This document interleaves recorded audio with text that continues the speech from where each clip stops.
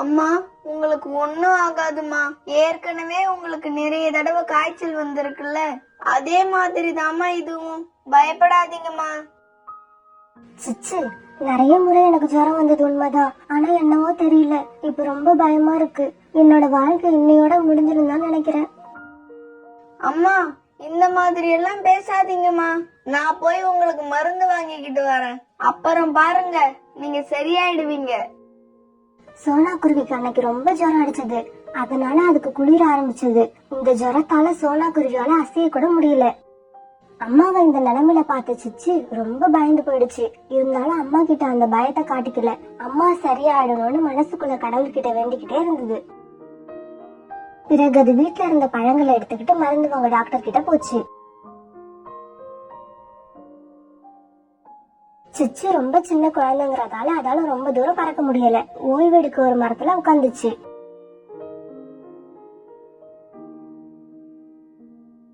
இத தூரத்துல இருந்து கோரிக்காகவும் காலுக்காகவும் பாத்துக்கிட்டே இருந்தாங்க. காலு, அங்க பார், சோனா குருவியோட பையன் சிச்சு நிறைய பழங்களை வச்சிருக்கான். இவ்வளவு பழங்களை எடுத்துக்கிட்டு எங்க போறான்? கோரி, அந்த பழங்களை பார்க்கும் போதே நாக்குல எச்சில் வருது. ஏன் கூட வா, சிச்சு கிட்ட போய் பேச்சு கொடுத்து பாப்போம். இப்படி சொன்ன கோரி காலுவோட சிச்சு உட்கார்ந்து இந்த மரத்துக்கிட்ட போச்சு. மரத்துல வந்து உட்கார்ந்த சிச்சுவோ பயத்துல அழ ஆரம்பிச்சான். கடவுளே, எங்க அம்மாவை காப்பாத்து. எனக்கு எங்க அம்மாவை விட்டா வேற யாரு இருக்கா? எங்க அம்மா எனக்கு தெரிஞ்ச வரைக்கும் துன்பத்தை தான் பாத்திருக்காங்க. அவங்கள நான் சந்தோஷப்படுத்தி பார்க்கணும். அதுக்காகவாவது அவங்கள உயிரோட வையேன். இப்படி சிச்சு அழுதுகிட்டே இருக்க கோரியும் காலும் வந்தாங்க. சிச்சு, நீ ஏன் இங்க உட்கார்ந்து அழுதுகிட்டு இருக்க? இந்த பழங்களை எடுத்துக்கிட்டு எங்க போற? கோரி ஆண்டி, எங்க அம்மாவுக்கு ரொம்ப காய்ச்சலா இருக்கு. அதுக்குதான் இந்த பழங்களை கொடுத்துட்டு மருந்து வாங்க டாக்டர் வீட்டுக்கு போறேன். சிச்சு, முதல்ல அழுகிறத நிறுத்து. இவ்வளவு காய்ச்சலா இருக்கிற உங்க அம்மாவை வீட்டுல தனியா விட்டுட்டு நீ இங்க வந்துட்டியே, இது சரியா? நீ முதல்ல வீட்டுக்கு போய் அம்மா பக்கத்துல இரு. நானும் கோரியும் போய் பழங்களை கொடுத்துட்டு மருந்து வாங்கிக்கிட்டு வரோம். காலு அங்கிள், எனக்கு கூட அம்மாவை தனியா விட்டுட்டு வர மனசே இல்ல. வேற வழி இல்லாம தான் அவங்கள தனியா விட்டுட்டு வந்தேன். கடவுள் தான் எங்களுக்கு உதவி பண்ண உங்களை அனுப்பிச்சு வச்சிருக்காரு. சரி சரி, நாங்க பழங்களை கொடுத்துட்டு மருந்து வாங்கி வரோம். நீ சீக்கிரமா வீட்டுக்கு போ. இத கேட்ட சிச்சு பழங்களை அங்கேயே வச்சுட்டு அம்மாவை பார்க்க வீட்டுக்கு கிளம்பணும்.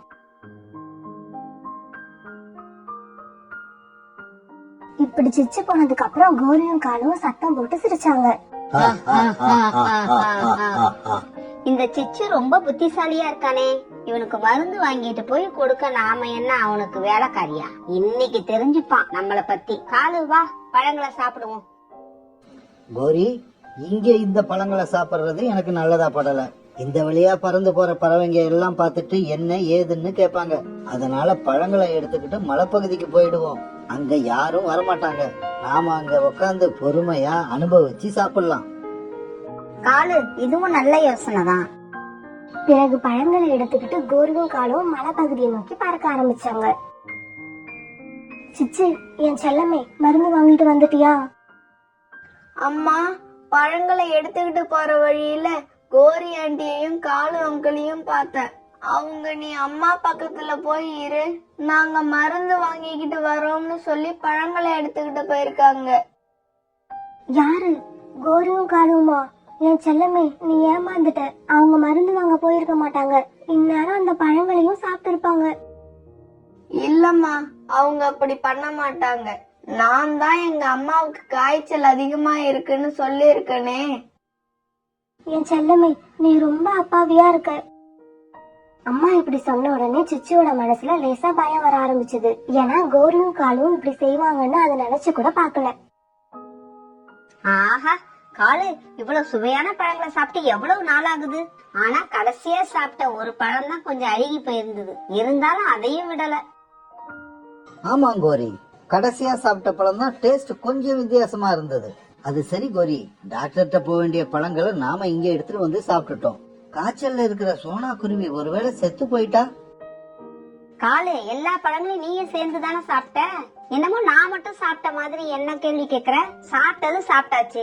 இதுல எதுக்கு சோனாவை பத்தி நினைச்சுக்கிட்டு? அது தலையெழுத்து எப்படி இருக்கோ அப்படியே ஆகட்டும். அன்னைக்கு சாயங்காலம் ஆச்சு. சாயங்காலம் வரைக்கும் கோரியும் காலுவும் வரவே இல்ல. இப்பதான் சிச்சுவுக்கு தெரிஞ்சிச்சு கோரியும் காலுவும் தன்னை முட்டாளாக்கிட்டாங்கன்னு. ஆனா இப்ப டாக்டர் கிட்ட கொடுக்கறதுக்கு சோனா வீட்டுல எதுவுமே இல்ல.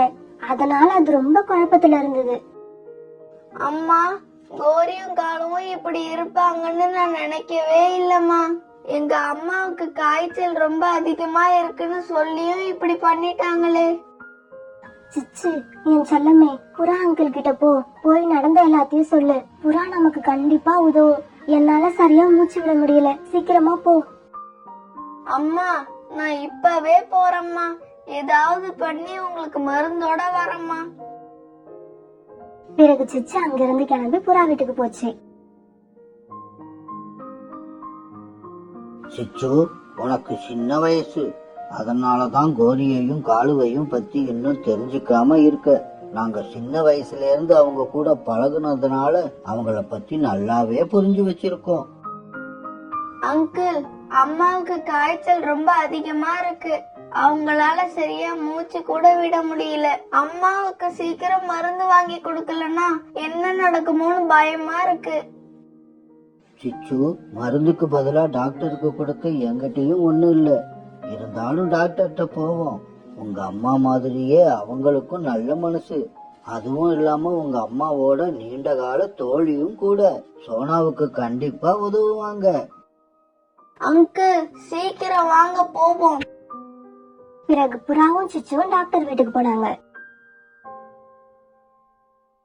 டாக்டர், இது சோனாவோட பையன், பேரு சிச்சு. சோனாவுக்கு காய்ச்சல்னு உங்ககிட்ட மருந்து வாங்க பழங்களை எடுத்துக்கிட்டு வந்திருக்கான். வர்ற வழியில கோரிக்காகவும் காலுக்காகவும் இவனை ஏமாத்தி பழங்களை வாங்கி சாப்பிட்டுட்டாங்க. டாக்டர் ஆண்டி, எங்க அம்மாவுக்கு ரொம்ப காய்ச்சலா இருக்கு. அவங்களுக்கு ஏதாவது மருந்து கொடுங்க. அதுக்கான விலைய நான் அப்புறமா தரேன். ப்ளீஸ், எங்க அம்மாவை எப்படியாவது காப்பாத்துங்க டாக்டர் ஆண்டி. இப்படி சொல்லிட்டு சிச்சு அழுதுச்சு. சிச்சு, அழாத. இந்த காகங்களை பத்தி எனக்கு நல்லா தெரியும். என்னைக்காவது எதுக்காவது அவங்க என்கிட்ட வரட்டும், அப்பா பாத்துக்கிற அவங்கள. நான் உங்க அம்மாவுக்கு மருந்து தரேன், கொண்டு போய் கொடு. அதுக்காக நீ எந்த விலையும் தர தேவையில்ல. உங்க அம்மா எனக்கு நல்ல தோழி. சோனாவுக்காக நான் எதையும் செய்வேன். டாக்டர் இப்படி சொன்னதை கேட்டு புறாவும் சிச்சுவும் ரொம்ப சந்தோஷமானாங்க. டாக்டர், உங்களுக்கு ரொம்ப நன்றி. அப்புறம் இன்னொரு விஷயம், இந்த மருந்த சாப்பிட்ட உடனே சோனாவுக்கு காய்ச்சல் போயிடும். இருந்தாலும் இரவு 10 மணிக்கு இங்க அழைச்சிட்டு வாங்க. இன்னொரு மருந்து அவளுக்கு கொடுக்கணும். பிறகு புறாவும் சிச்சுவும் டாக்டர் கொடுத்த மருந்து வாங்கிட்டு வீட்டுக்கு போனாங்க. வீட்டுக்கு போன உடனே சிச்சு டாக்டர் கொடுத்த மருந்த தன் அம்மாவோட வாயில ஊத்துனா. சோனா அந்த மருந்த விழுங்குச்சு. புறாவும் அப்ப கூடவே இருந்துச்சு.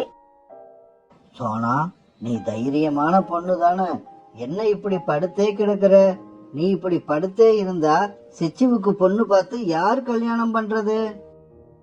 இவள நினைச்சாதான் புறா அண்ணன் எனக்கு கவலையா இருக்கு. கோரி கிட்டையும் காளி கிட்டையும் இப்படி பழங்களை ஏமாந்து கொடுத்துட்டு வந்து நிக்கிறானே.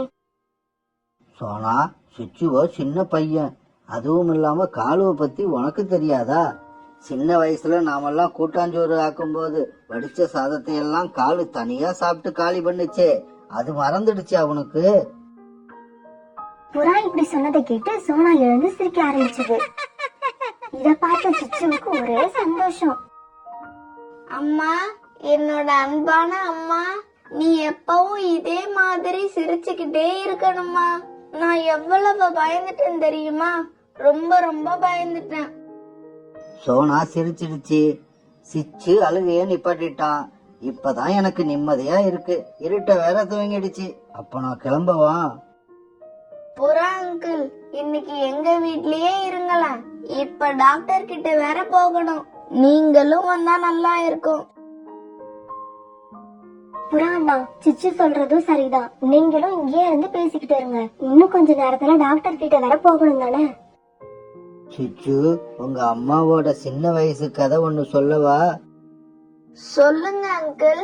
எங்க அம்மாவோட சின்ன வயசு கதையை கேட்க எனக்கு ரொம்ப பிடிக்கும். நானும் உங்க அம்மாவும் சின்ன வயசுல முதல் முறையா உணவு தேட தனியா போனோம். வழியில ஒரு எலுமிச்சம்பழம் கிடந்தது. எனக்கு அத பத்தி ஏற்கனவே தெரிஞ்சதால நான் அதை எடுக்கவே இல்லை. ஆனா உங்க அம்மா அதை பார்த்துட்டு சாப்பிட போனா. அதை சாப்பிட கூடாதுன்னு சொன்னேன். ஆனா உங்க அம்மா கேட்கல. அவசரமா கொத்தி பாதி பழத்தை தின்னுட்டா. அப்புறம் பாக்கணுமே, அன்னைக்கு பூரா சோனா வாயிலிருந்து எச்சிலா ஊத்திக்கிட்டு இருந்தது.